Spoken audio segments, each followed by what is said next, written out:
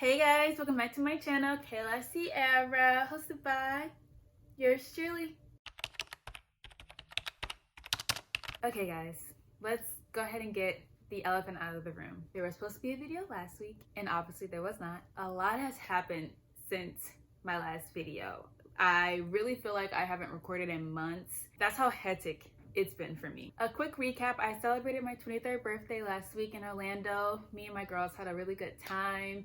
It's been so long since I've been on vacation, so it was so needed. I also launched my social media company, Unwritten Socials, where I specialize in helping women-led brands and businesses find their voice on social media. So it's been a whole lot.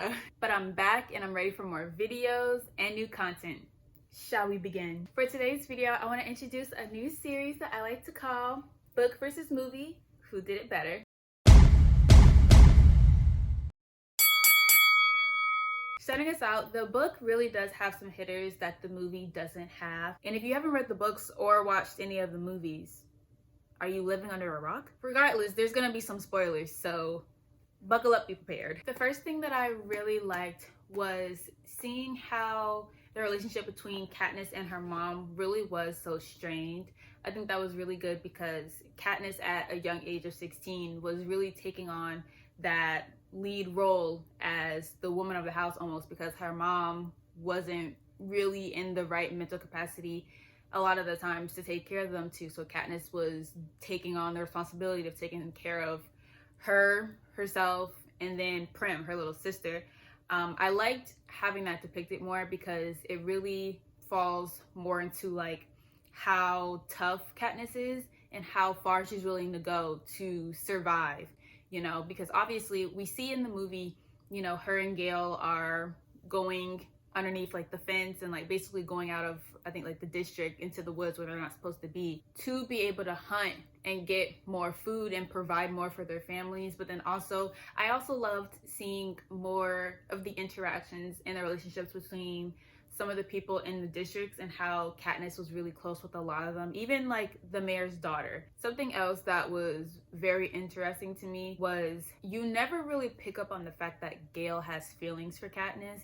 And you know, you kind of feel it, I guess, in the movies. I've never been Team Gale, I've always been Team Peeta. But the difference, I feel like Katniss describes their relationship, she's just like, yeah, that's one of the boys, like that's my homeboy.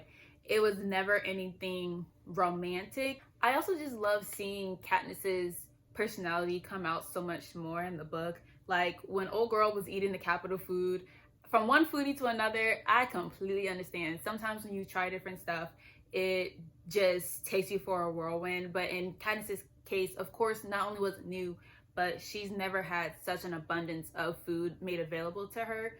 So it was just like, I'm about to eat all I can. Like there's so much flavor and I can eat all of this and I don't have to worry about not having enough for the next day or not everyone not being able to eat. I think in a lot of ways, Katniss was of course struggling to figure out if she was going to be able to survive the Hunger Games, but then also of course, you know, promising Prim that she would, because they don't have anyone else to take care of them. They're left by themselves. And also Peeta's dad telling her that they will be taking care of him, like, you don't like your son and you're gonna take care of my family. That was a whole other thing. I don't know what Peeta's parents' issues is with him, but I'm gonna need them to step off his neck because Peeta is golden retriever. He's a lover boy. Like what are we arguing about? But that's another thing. I really would love to see these books in Peeta's point of view, because even for me, like their interactions and how she kind of describes that whole story of when he throws her the bread, but then also of course when he announces during the interviews that he has feelings for her, it's just kind of like, okay, but like when and where and like how did this come about? And he explains it while they're in the games. I just really would love to see, because Peeta sees Katniss in such a different way than Katniss sees Peeta. Katniss understands now, since he spun this story that they're star-crossed lovers and everything, she has to up this like, I'm supposed to be in love with him sort of thing. So I think somewhere along the line, she maybe started to kind of like get a little, like her heart started to kind of quicken when it came to him, which brings me to a negative point that I have for the book. Old girl got a lot of parachutes and I prefer it in the movies how I think she only got 3 or so, because it gives that whole big of thing of like, we're in here to survive, we have to try and make it out on our own. Although her getting all of the parachutes obviously meant that a lot of people liked her, because that was very obvious, you know, she's Katniss, girl on fire. Being able to see her go about her way, like her own wits, was really satisfying. I do wish we had seen more scenes of her doing like the snares and stuff in the movie like we see in the books. That would have been really interesting, because we all know that she's skilled with the bow and arrow, but to be able to see her skills with like trapping animals and stuff would have been very fascinating as well. One of the scenes actually gagged me when it's, you know, announced that they can go to the cornucopia and the whole feast thing, and everyone needs something, and so Katniss is like, I'm going, Peeta's like, you're not, and Haymitch sends the sleep medicine. I was like, no way she's finna do it, but of course she does. And just like reading like the realization on Peeta's face, like, bruh, did you just drug me? And then he goes to sleep, and it's like, that's crazy work. But I mean, he didn't want her to go. He really needed that medicine, because Peeta was near death. Like, old girl needed to do what she needed to do. And since it's been so long since I've read the book, anytime I would scroll on like book talk and things like that, and I would see people talking about it, of course I'm gonna stop and watch. And what people always used to talk about was how, you know, Peeta lost his leg. And I'm just like, Peeta lost his leg? I'm like, Peeta didn't lose his leg. But I'm like, in the book, Peeta loses his leg because of an infection that he got while they were in the games. But no one really talks about how Katniss was deaf in her left ear, which I think that's also something that would have been very fascinating to depict in the movies, because you don't come out of the games unscraped. Like, you are gonna be messed up in some way. So I feel like adding those injuries would have been really fascinating.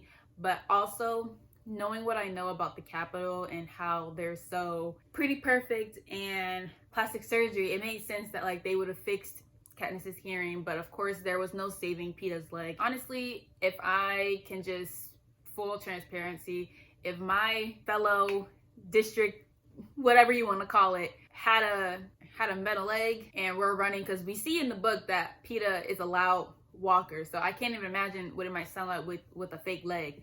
You might be getting left by yourself. But in saying that, you do see how much the games do affect both characters. That's more so in Catching Fire. But one of the things that I'm kind of glad wasn't in the movie is how the mutts towards the end, when the game makers are ready to end it, how the mutts resemble the other tributes.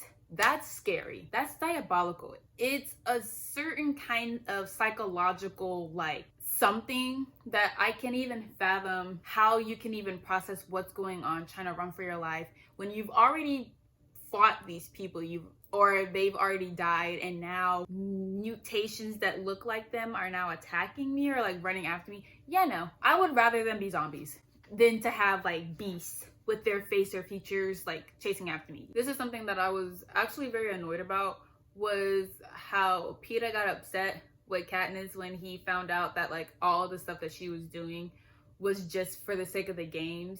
And of course, like, she tries to explain it like not all of it was, but buddy, oh man, let's sit and remember how this star-crossed lover thing came up, because it wasn't me who stood up there with Caesar and was like, yeah, you know, I like this girl back home, da da da, and Caesar asking all these questions, and you're like, you know, that's not possible because she came here with me. I'm pretty sure you started that whole narrative, and to be able to survive, to help both of us survive, I went along with it unwillingly, you know, because Katniss was like, we're not star-crossed lovers, like, what do you think this is about to be like? And I don't think he really understood for her how she had to try and navigate that. Because first of all, let's talk about it. You say that you like me, you asked to be trained separately, and then now we're here in these games, you're with the careers who are out to get me. Literally, you're helping them try and find me, and then I find you and whatever. Like, there's no explanation on why he joined the careers. Obviously, one can assume and one can say that it was to help steer them away from Katniss, which grand old dandy, perfect. but yo pal, you have to give Katniss grace, because Katniss is not a very feeling, affectionate person. I think we can all agree on that. She's not the type to be my man, my man, my man. So giving her that space and opportunity to just be like, this was what it was, but in some way it was a little real. I'm just not sure on what it was. He didn't do that. Like, getting pissy for what? I saved you. You're here because of me. So say thank you and be grateful. But that's a little dramatic. It's a little whole lotta. But that's how I felt, and that's how it was just kind of like, I couldn't imagine going through all of that and having to play this part because you decided to tell the world that you like me or whatever. I do what I'm supposed to do. I get us out, and of course, then it backfires on me because now President Snow looking at me like I just defied the games. I just showed the Capitol and the districts that I can rewrite what's gonna happen and make the game makers bend to my will, basically. So now I'm in trouble. Haymitch is over here telling me like, you need to play it up even more. You need to make them believe that you loved him. And honestly, there were points like even at like their interviews after the Hunger Games, like she hadn't seen him in a while, and like her finding out about his leg and just all this stuff, it was very clear that regardless if it was more of like a friendship sort of affection towards him, there is something that she does feel about Peeta. Now, all that being said, because I almost jumped into some of the movie stuff while talking about the book, let's talk about the movie. Now, one of the first things that I noticed while reading the book, this pertains to the movie, while reading the book, is how a lot of the lines from the book are in the movie. I love that. That means that the author wrote some hitters and that they took a lot of the original dialogue and incorporated it into the movie. In both books, that happened. So that's a hitter for both movies. I really like that because honestly, I think it works really good for the characters' personalities and what they're saying and like what's going on. So it completely just brings it more together with using that dialogue that's already in the book for the movie. Any person who really loves a book and finds out that there's going to be an adaptation of it, it's always like that fear that either the casting's not going to be good, the writing's not going to be good, like all the things and above. But the cast for the Hunger Games series hits. Like, Jennifer Lawrence is the best Katniss everything there could have been. There's no one else, in my opinion, who could have played Katniss better than her. Her facial expressions and even like how stubborn and cold Katniss is, I feel like Jennifer Lawrence just really embodies that very well. One thing that I do like that wasn't depicted as much is that Haymitch wasn't as drunk as he is in the books. Like in the movies, at least he has his moments where he's like, okay, I'm turning on the game face, like I'm mentor, I'm trying to help you guys or whatever. Of course, we know that Haymitch is a drinker, he's an alcoholic. That's not a secret. I didn't like seeing it so much in the book because it was like, you're really useless. And the fact that Katniss was really like, Haymitch hates me. I think in the movie we see him being so tough on her because he knows and he understands like this girl's about to bring the revolution and she's gonna be the voice we've been waiting for to finally break away from the Capitol. It was more obvious in the way that he handled her in the movie, I feel like. Of course, in a lot of things, you know, he was trying his best, but then also like you can't help but be annoyed at Katniss sometimes because it's just like, Miss Girl, you can't be this like one-minded. We have to understand that, like he says, like it's a television show, like you guys are fighting to the death. You need to play up whatever personality, whatever you've got to be able to get sponsors and make people like you. Now that I'm kind of thinking about it, something that would have been really interesting to see in the movie, because of course we're following Katniss' story, but I would love to see more of Peeta and like how did he get the stuff to do his camouflage, but then also how long did that take him, because it just seems so elaborate, so, and of course so detailed. And with practice, you know, of course he said like he does the cakes in the bakery, so like he's used to like designing and everything, but it's like, what did he have to get, or what did he do for the sponsors and Haymitch to be able to send him like the paint and everything? That would have seemed like a hefty price. honestly. So in the way how I was talking about how Peeta didn't really give Katniss much grace about not having feelings for him in that way, I feel like in the movie, and I appreciate that that's not depicted, because in a really real way, Peeta in the movie understands like we're doing this to kind of finesse the games in a way to get people's sympathy, which of course in his case his feelings are really real. And I think in the movie it's more depicted that Katniss had a bit of feelings for him in this first one. Like even when they are out hunting and the gong goes off and she's screaming his name because she thinks that he's dead, and it turns out that he was picking the nightlock berries, like that whole part, and she's like, you scared me half to death, damn you, like that, it reminds me so much of like in Catching Fire.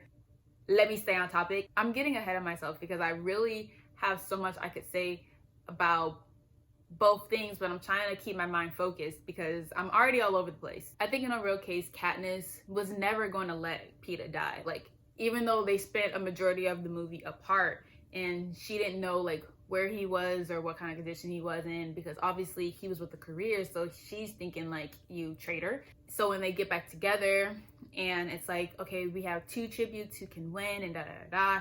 So it's like, we're in this together, like we're about to survive. And then of course at the end when it's announced that only one person can win, Peeta's ready to just be like, take your shot, I'm okay, like you deserve to go back home. And Katniss is like, in a very real way once again, because first of all, it was only supposed to be one winner. Then you come out and say 2 of us, if we're from the same district, can win.